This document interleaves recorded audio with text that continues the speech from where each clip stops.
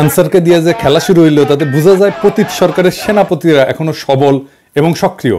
এই আনসার কাণ্ড একটা কিন্তু ওয়েক আপ কল প্রফেসর ইউনূসের সরকারের জন্য।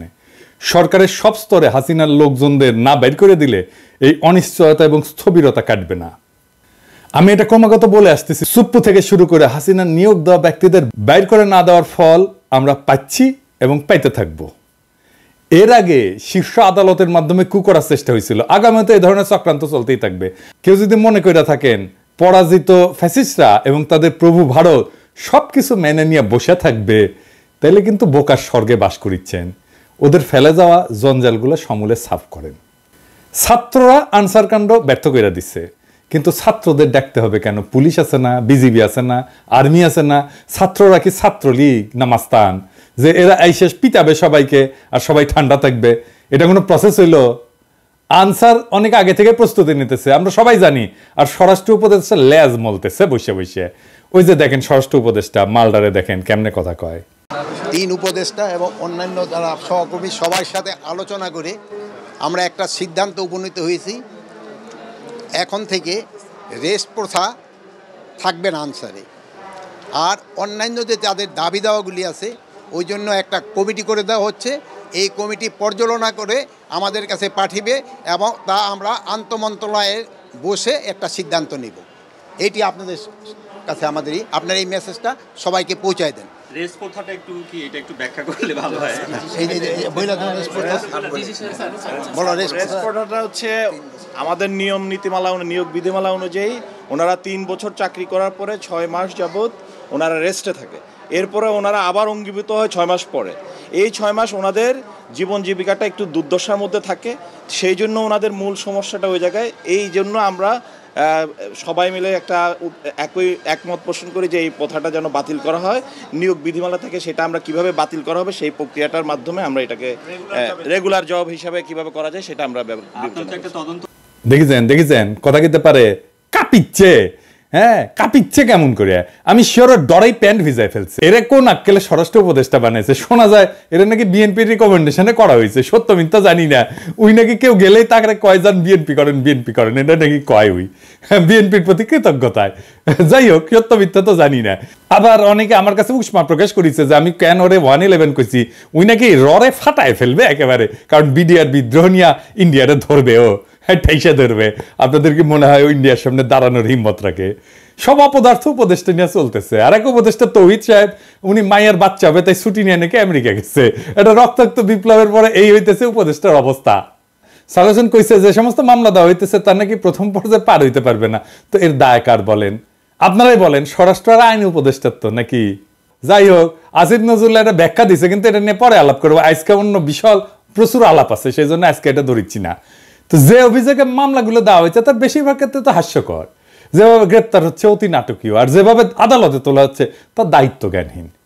আপনি যদি কোনো একজনকে অভিযুক্ত করে আদালতেই তোলেন, তারে মাইরা বিসি ফাটায় তো দিতে পারেন না, তাই না? আপনি শুরু করলেন ডিম মারা দিয়া, এটা মানা যায়। কিন্তু এখন আপনি এমন মাইর দিলেন যে বিসি ফাইটে যাবে। মাহমুদুর রহমানের উপরে কুষ্টিয়া আদালত প্রাঙ্গণে হামলা আর কালামানিকের বিসি ফাটায় দেওয়া কোনভাবে আলাদা? আসিফ নজরুল কইছে দুটো নাকি আলাদা না, দুটো একই জিনিস। অগ্রজ সাংবাদিক মাহমুদুর রহমান সাহেব, উনাকে আদালতে কি নির্মম ভাবে রক্তাক্ত করা হয়েছিল, তখন আপনারা সবাই কি প্রশ্নটা করেছিলেন? আপনাদের টিভিতে কি এই নিউজটা দেখাতে পেরেছিলেন?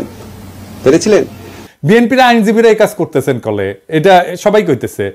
নিজের বিবেককে প্রশ্ন করেন কাজটা ঠিক করতেছেন কিনা। মানিকের বিসি ফাটাইলে পাবলিকে খুশি হবে। আমার তো মনে হচ্ছে যে পাবলিক খুশি করার মিশনে নামিছেন উপদেষ্টারা। একজন গ্রেপ্তারকৃত অভিযুক্তকে যদি নিরাপত্তা দিতে না পারেন, তাহলে ক্যান্টনমেন্টের মধ্যে আদালত বসান। ক্যান্টনমেন্ট ছাড়া তো এখন আপনাদের কোনো গতি নাই। কিছু হইলে ক্যান্টনমেন্ট, কিছু হইলে আর্মি, তো যান ক্যান্টনমেন্টের মধ্যে যে আদালত বসান, ওইখানে নিরাপত্তা দিতে পারবেন। তো মানিকের উপরে হামলার জবাব কিন্তু প্রফেসর ইউনূসকেই দিতে হবে। আজ হোক কাল হোক, একসময় দিতে হবে।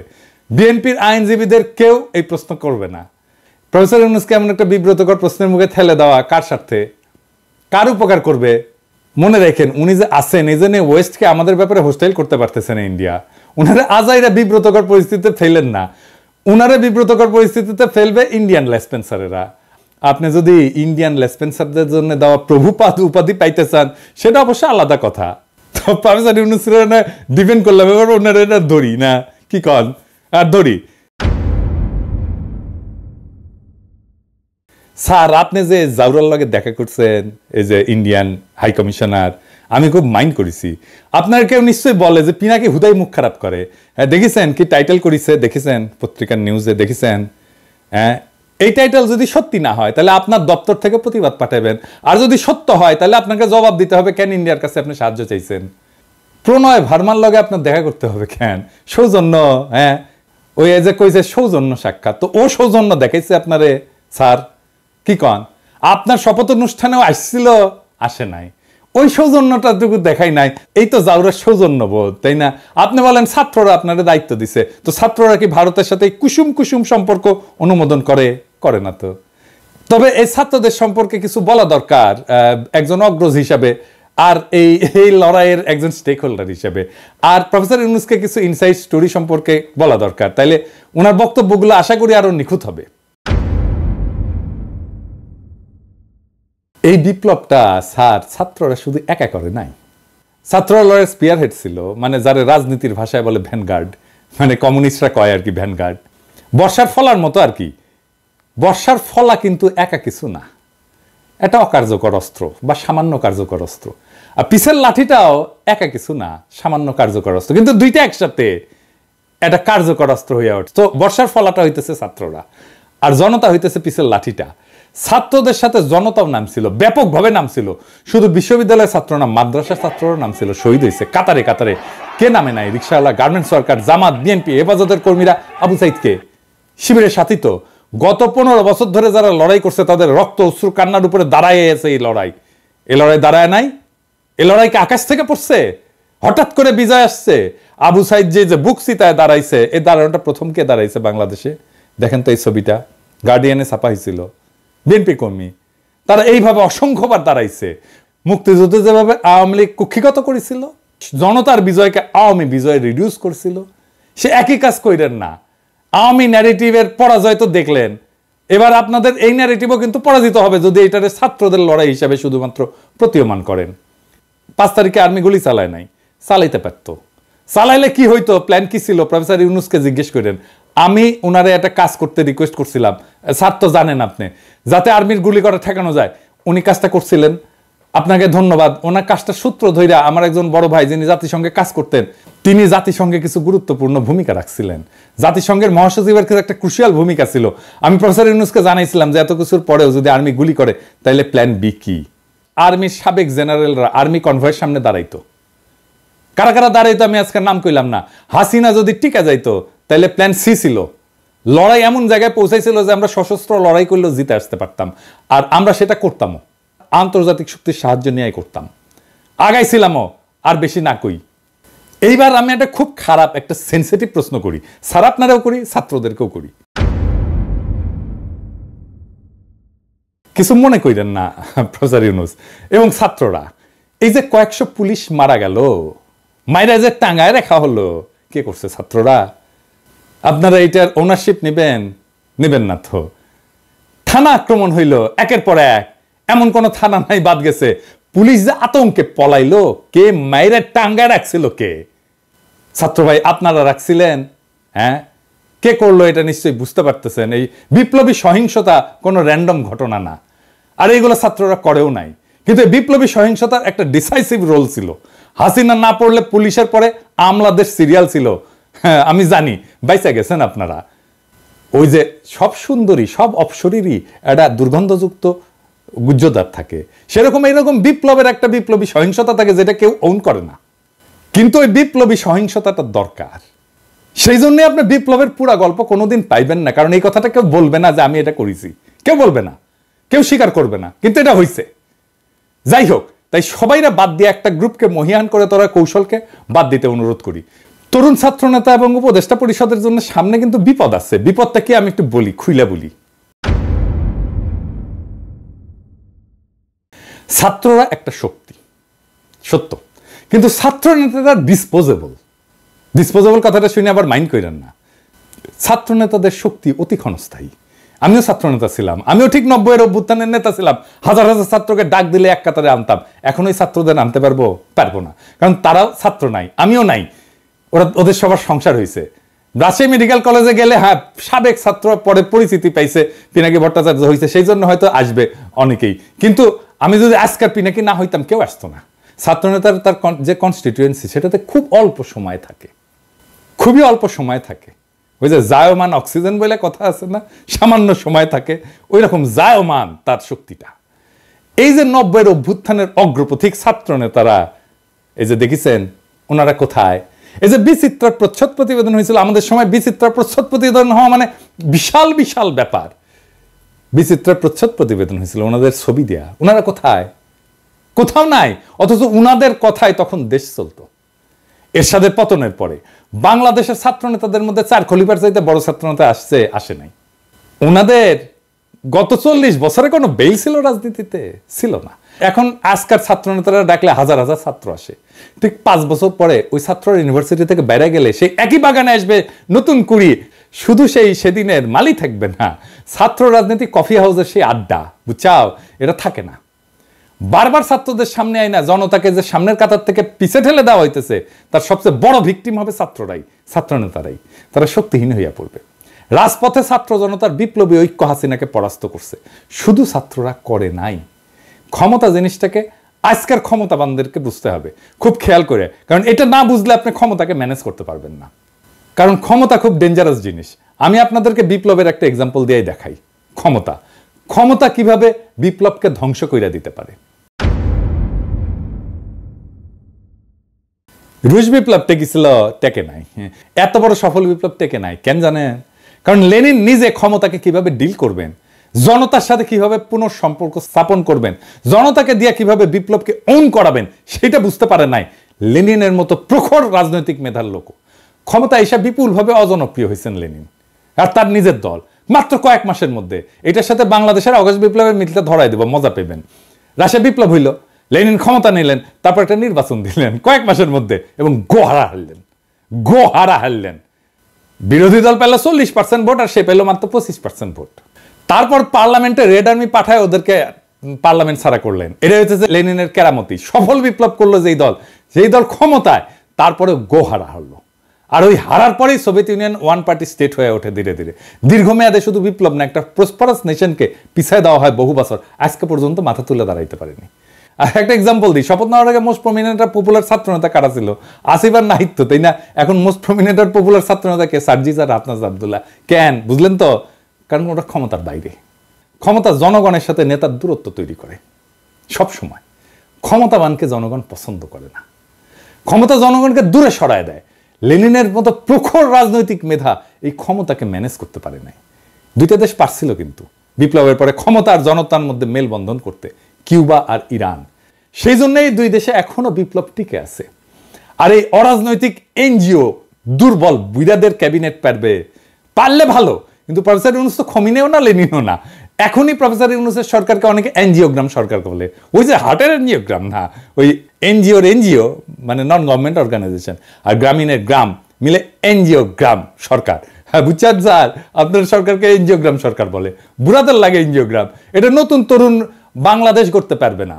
আপনার ক্যাবিনেটে 2 জন তরুণ ছাত্রকে নিয়েছেন, আমি প্রথম দিন এটা অ্যাপ্রিসিয়েট করছি, বলছি যে এটা ভালো কাজ হয়েছে। আপনি সবাই নেন তরুণ, সবাই সব উপদেষ্টারা তরুণ নেন, এই যে ছাত্রদের নেন, কোনো অসুবিধা নাই তো, আমরা সাপোর্ট করব, ওরা খুব ভালো পারবে চালাইতে।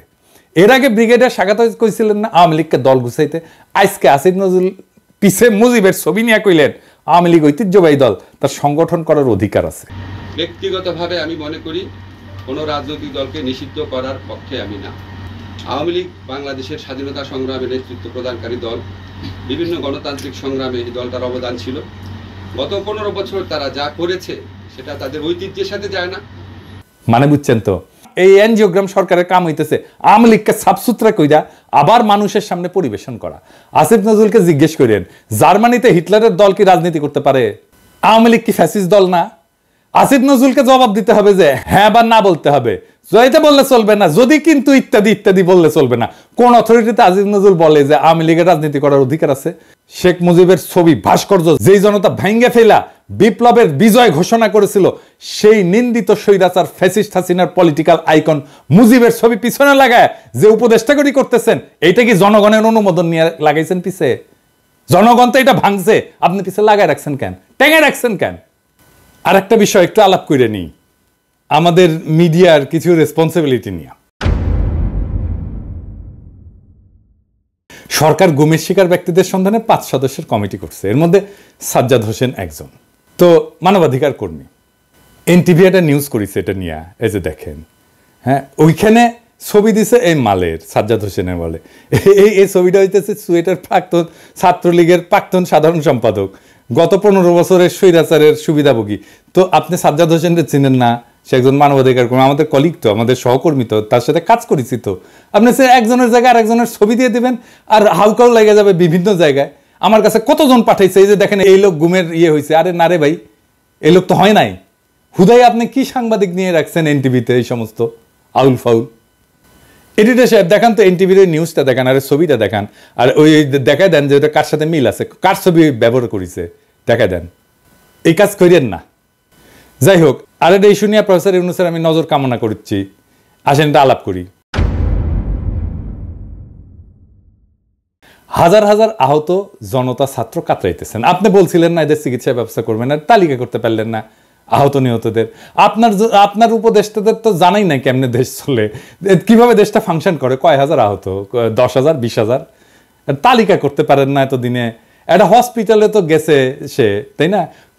যে কোনো হসপিটালে যে কোনো আহত রোগীর একটা আলাদা ডেটাবেস থাকে, ওটা পুলিশ কেস বলে, এটা লাল সিল দেওয়া থাকে, ইনকা করে ঠাকাস করে মেরা দেয়। তো এই পুলিশ কেসগুলোর তথ্য নিয়ে রোড ট্রাফিক অ্যাক্সিডেন্ট, সাপে কাটা আর বিষ খাওয়া, এই 3 ধরনের রোগী যদি বাদ দেন 18 জুলাই থেকে 5 আগস্টের, তাহলে আহতদের পূর্ণাঙ্গ তালিকা পেয়ে যাবেন। ওখানে ঠিকানাও থাকে, ফোন নাম্বারও থাকে। 1 সপ্তাহের কাজ, আর একটু ভ্যালিডেট করে 1 সপ্তাহ, ম্যাক্সিমাম 1 সপ্তাহের কাজ। দেশ কেমনে চলে এটা জানেই না, এইগুলারে আপনি উপদেশটা বানাইছেন। তো বানাইছেন, বানান ছাত্রদের বানাইতেন, সবগুলোই ছাত্র নিতেন, খুব ভালো কাজ করবে। আমি প্রথমে 2 জন ছাত্র বানাইছিলেন উপদেশটা, আমি কইছিলাম এটা ভালো কাজ করেছেন, আর সবগুলোরে নিতেন ছাত্র, কোনো সমস্যা ছিল না। তো যাই হোক, এই আলাপে শুধু ছাত্র না, ছাত্র জনতার এই বিপ্লবের অংশগ্রহণ নিয়ে কথা বলছি। তো আমি শহীদদের নিয়ে এপিসোডে মাঝে মাঝে শেষ করতাম। আজকে আমি যারা নিয়ে কথা বলবো সে শহীদ কিনা জানি না, কিন্তু এই আন্দোলনে সে একজন নিখোঁজ ব্যক্তি। আসেন তারে নিয়ে একটু কথা বলি।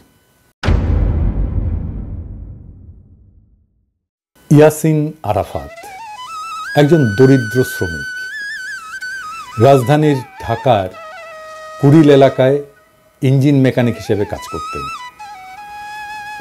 একই এলাকায় ফুচকা বিক্রি করতেন বাবা আবুল কালাম।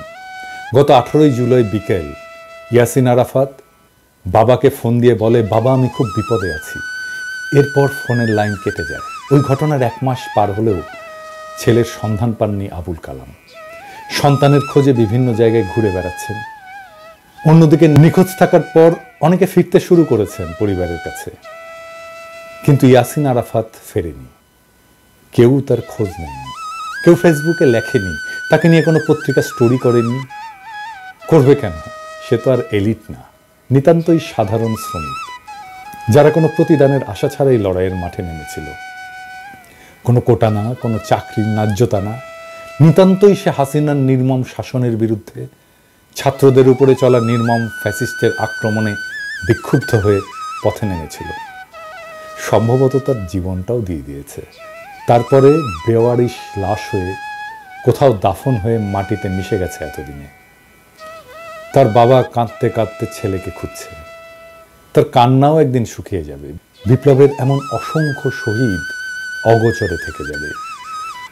এইসব জানা অজানা অসংখ্য শহীদদের রক্ত মারিয়ে যারা ক্ষমতার মসনদে বসলেন, তারা এই ফ্যাসিস্টকে সাফসুতরো করে আবার আমাদের পরিবেশন করবেন। হাসিনার অনুগতদের দিয়ে প্রশাসন চালাবেন। পিছনে ফ্যাসিস্টের আইকনের ছবি ঝুলিয়ে একটুও গ্লানিতে ভুগবেন না।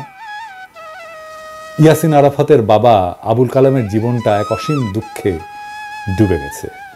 প্রত্যেকদিন সকালে হয়তো তিনি ঢাকার কুড়িলে যান, যেখানে একসময় তার ছেলে ইয়াসিন আরাফাত কাজ করত। পুরনো স্মৃতির টানে তিনি প্রতিদিন সেখানে যান, যেন অলৌকিকভাবে ছেলেকে দেখতে পাবেন হঠাৎ। কিন্তু ইয়াসিন আরাফাত ফেরে না, আর কোনোদিন সে ফিরবে না। আবুল কালামের চোখের পানির কোনো শেষ নেই। সেই জন্যই তিনি কাঁদেন, অবিরাম কাঁদেন। তিনি জানেন যে তার কান্না কখনোই শেষ হবে না। প্রত্যেকটা দিন তাকে মনে করিয়ে দেয় তার ছেলে আর নেই, কিন্তু তবুও তিনি আশা ছাড়েন না। ছেলের খবর পাওয়ার আশায় দিন রাত কাটান। এদিকে ক্ষমতার খেলার মঞ্চে এই সাধারণ শ্রমিকের আত্মত্যাগ কোথাও স্থান পায় না। অন্যদের মতো ইয়াসিনেরও কোনো স্বীকৃতি নেই। তার জীবনটা যেন একটা নিষ্ফল স্বপ্নের মতো। তার বাবা আবুল কালাম নিজের চোখের জল দিয়ে সেই স্বপ্নকে কবর দিয়ে যাচ্ছেন প্রত্যেক দিন। কিন্তু এই নিঃশব্দ কান্নার মধ্যেও আরেকটি আগামী বিপ্লবের বীজ রোপিত হয়েছে। ইয়াসিন আরাফাতের রক্তের ফোঁটাগুলো সেই বীজের জন্যে জল হয়ে থাকবে। হয়তো একদিন, অনেক অনেক দিন পর, এই রক্তের রঙে রঙিন হয়ে, এই রক্তের রঙে রঙিন হবে নতুন একটা ভোর। ইয়াসিনের মতো অজানা শহীদদের রক্তেই ফুটে উঠবে সেই ভোর, যা সত্যিকার স্বাধীনতার আলোকে আলোকিত। ততদিন পর্যন্ত আবুল কালামের চোখে থাকা আশা হয়তো ম্লান হবে না, কারণ তার ছেলের আত্মত্যাগ সেই দিনের বিপ্লবীরা ঠিকই স্মরণ করবে, যে বিপ্লব এক এলিটের হাত থেকে আর এক এলিটের হাতে ক্ষমতা হস্তান্তর করবে না। এভাবেই অগণিত শহীদের আত্মত্যাগ একদিন ইতিহাসের পাতা জুড়ে লেখা হবে। আর তখনই হয়তো আবুল কালামের চোখের জল একটু থামবে এবং তিনি জানবেন যে তার ছেলে কোনো অচেনা ইতিহাসে হারিয়ে যায়নি, বরং সেই ইতিহাসের অংশ হয়ে বেঁচে আছে। ইনকিলাব জিন্দাবাদ।